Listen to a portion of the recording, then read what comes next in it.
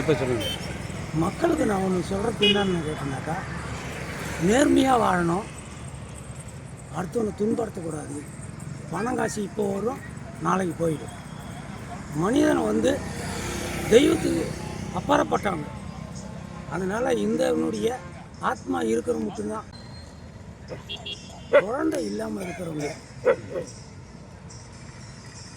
வந்தீங்கனாக்கா, இந்தனுடைய ஏதோ வந்தீங்கனாக்கா ஒரு 3 மாதம் அதுக்குள்ளே அந்த பிச்சை கொடுக்கறதுக்கு என் தாய் வழி சொல்லுவாள்.